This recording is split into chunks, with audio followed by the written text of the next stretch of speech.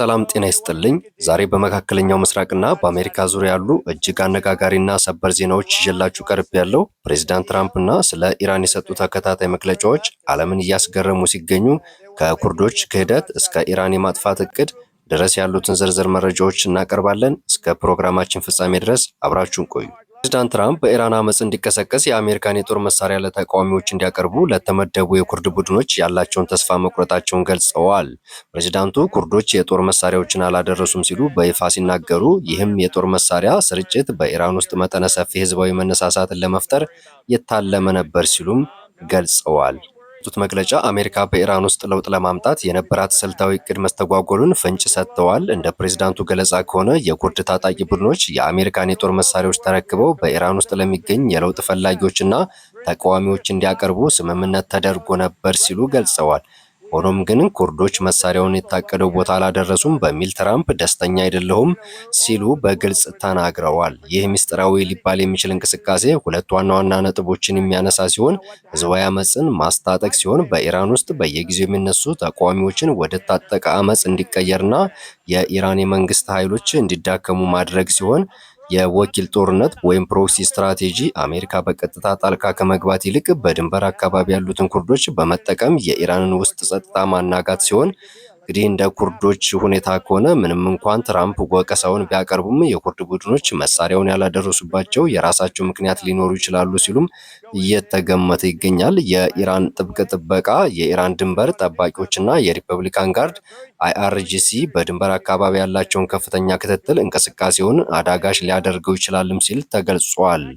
የራሳቸውን ደህንነት ስጋት መሳሪያውን ማድረሱ በኢራን በኩል ከፍተኛ የአጸፋ እርምጃ በኩርድ ሰፋሪዎች ላይ ሊያስከትል ይችላል የሚልም ፍርሃት እንደነበረ ሲገለጽ፣ የአሜሪካው ደግሞ የፖለቲካ ድርድር ኩርዶች መሳሪያውን ለራሳቸው መከላከያ ለማዋል ፈልገው ሊሆን ይችላል የሚል ግምትም ሰጥቷል። ይህ የትራምፕ ንግግር በዓለም አቀፍ ደረጃ ትልቅ መነጋገሪያ የሚሆነው በሚከተሉት ነጥቦች ላይ ነው ማለት ይቻላል። በአሜሪካና በኩርድ ታጣቂዎች መካከል ያለው የቆየ ወታደራዊ ወዳጅነት ላይ ቀዝቃዛ ውሃ ሊያፈስም ይችላል ሲባል ፕሬዝዳንቱ ይህንን በይፋ መናገራቸውም አሜሪካ በኢራን ላይ እየሰራች ያለችውን የደህንነት ስራ ይፋ እንደማውጣት ይቆጠራል።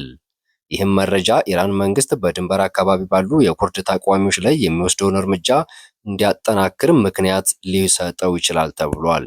ወደ ሌላው ዝርዝር መረጃችን ስናልፍ ፕሬዝዳንት ትራምፕ በኢራን ውስጥ ያለው የፖለቲካ ድባብ ተቀይሯል የሚል እምነት እንዳላቸው ሀሳባቸውን እየገለጹ ሲገኙ ትራምፕ የኢራን ወታደራዊ ቁመና እጅግ ዝቅተኛ አድርገው መመልከታቸውም የሚከተሉትን ዋና ዋና ነጥቦች እንዲነሳ ሆኖ ኢራን ከዘመናዊ የዓለም ጋር የምትመጣጠንበት አቅም የላትም ሲሉ ሲሳለቁ፣ ምንም አይነት የባህር ኃይልም ሆነ የአየር ኃይል የላቸውም ሲሉ ገልጸዋል።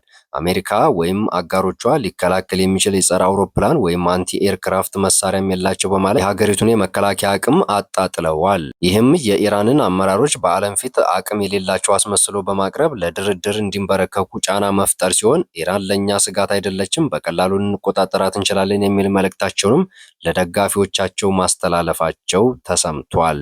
ሌላው ከዚህ ጋር ተያይዞ ሲገልጹት የነበረው የአሜሪካ የጦር መሳሪያ ክምችት እያለቀ ነው የሚል ጥያቄ ተነስቶላቸው ይህ ጥያቄ የመጣው አሜሪካ ለተለያዩ ቀውሶች የምታደርጋቸው ድጋፎች ክምችት ሊቀንስ ይችላል ከሚል ስጋት ነበር። ነገር ግን የአሜሪካው ፕሬዝዳንት ዶናልድ ትራምፕ በፍጹም አያሳስበኝም፣ እንዲያውም ከመቼውም ጊዜ በላይ በእጃችን ላይ ያለን ክምችት ከፍተኛ ነው ሲሉ ይህን ነገር ከመጀመራችን በፊት ከነበረን የጦር መሳሪያ ክምችት አሁን ላይ 2 እጥፍ በላይ አለን ሲሉ አክለዋል። ትራምፕ አሜሪካ የጦር መሳሪያ ማምረት አቅሟን በከፍተኛ ሁኔታ ማሳደጋቸውንና ለየትኛውም ጦርነት ዝግጁ መሆናቸውን ሲገልጹ አሜሪካ ራሷን ጥቃት ያጋለጠች ነው የሚሉትም ወቀሳ ለማክሸፍ የተጠቀሙት ንግግር ነው እየተባለ ሲገኝ፣ ትራምፕ ይህን ንግግር ከመጀመሩ በፊት ሲሉ በመካከለኛው ምስራቅ ወይም በሌሎች ቀውሶች ውስጥ አሜሪካ ያላትን ተሳትፎ ማለታቸው እንደሆነ ይገመታል።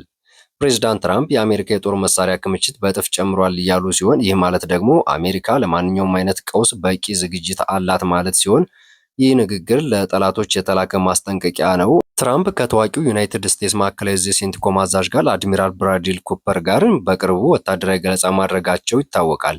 ይህም ስብሰባ ያተኮረው በኢራን ላይ ሊወሰድ በሚችል የመጨረሻ ወታደራዊ እርምጃ ላይ ሊሆን እንደሚችል እየተጠበቀ ሲገኝ፣ አድሚራል ኩፐር ለፕሬዝዳንቱ ካቀረቡላቸው የጦርነት አማራጮች መካከል እንደ ዋነኛነት የሚጠቀሱት ሌት ዘ ሆል አውት ኦፍ ኢራንን ሙሉ በሙሉ በቦምብ መደብደብ ሲሆን፣ ሁለተኛው ፊኒሽ ዘም ፎሬቨር ለዘለቄታው ማጥፋት ማክሰም ወይም እጅግ ጠንካራ የሆነ ወታደራዊ እርምጃ መውሰድ ሲሆኑ እነዚህ አማራጮች የኢራንን ወታደራዊ ተቋማት፣ የኒውክለር ማዕከላትና ቁልፍ መሰረተ ልማቶችን ኢላማ ያደረጉ አጭር ግን ኃይለኛ ወይም ሾርት ኤንድ ፓወርፉል ጥቃቶችን ሊያካትቱ እንደሚችሉ ገልጸዋል።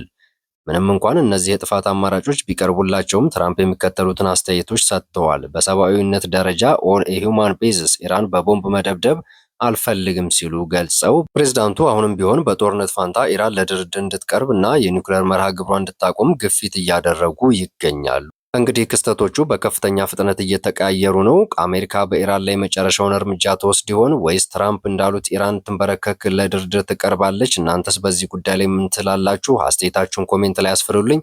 ለቻናላችን አዲስ ከሆናችሁ ሰብስክራይብ በማድረግ ቤተሰብ ይሁኑ። አብራችሁኝ ስለቆያችሁ አመሰግናለሁ። ሰላም ቆዩልኝ።